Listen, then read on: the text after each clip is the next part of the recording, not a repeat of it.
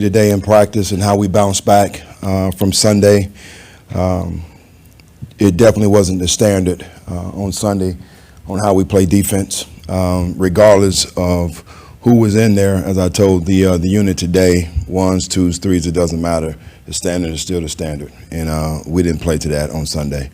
We got to do a much better job of stopping the run and just really owning our issues. We know the over routes, as we call the special, the boots. We had dirty eyes. We weren't patient enough with our key reads and those kind of things. But it was encouraging to see individuals do certain things. Ambry, I thought, did a tremendous job in some of the things that we saw on tape, particularly also during the game, coming up strong on that fourth down play and then having a PBU.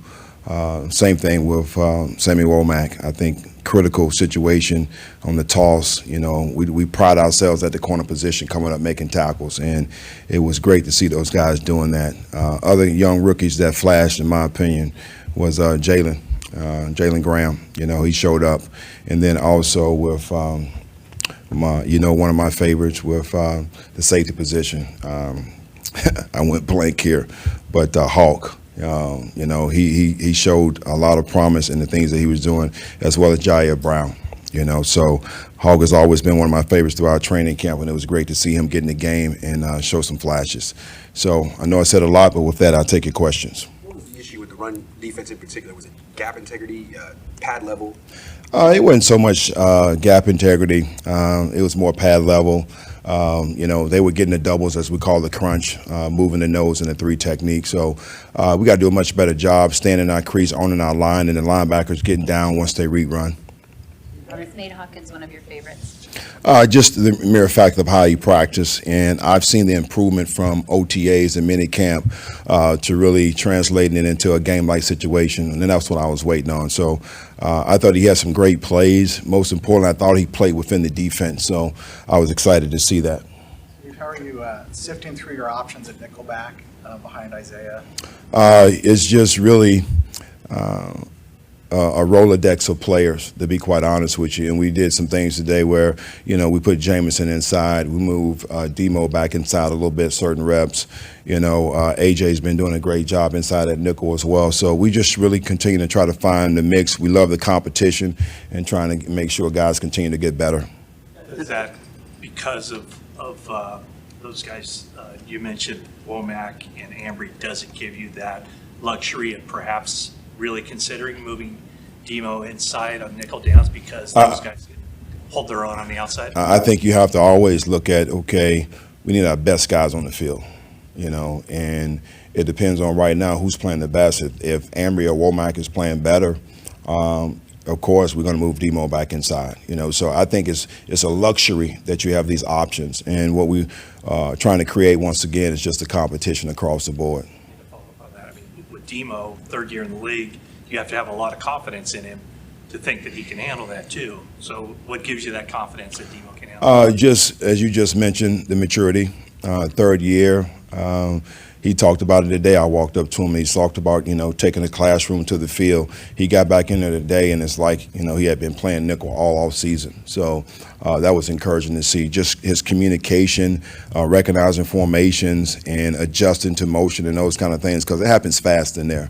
And another thing that people don't really understand, you're a linebacker in the run fit, and then, of course, you're a DB in coverage. So understanding run fits is critical at that position. He did a good job with that today. Steve, most people assume that Isaiah Oliver, I know in the NFL you don't have any jobs, but he seemed like the guy. What does he need to do to kind of reassert himself?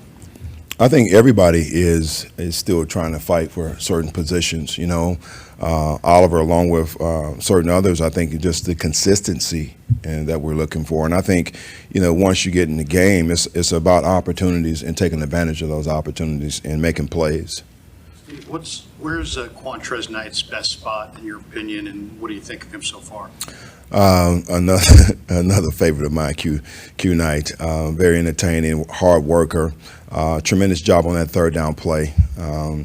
he gives us flexibility as well. You know, we put him in at safety with the rotation that we had on Sunday. I thought he did a great job coming up, running the alley. He can play the nickel position. We experimented with that back in the OTA. So, again, the more guys can do, the more versatility they have along with special teams is going to give them the opportunity to make this team. With Orrin Burks out for a couple of weeks here with his knee, how are you viewing the strong side spot?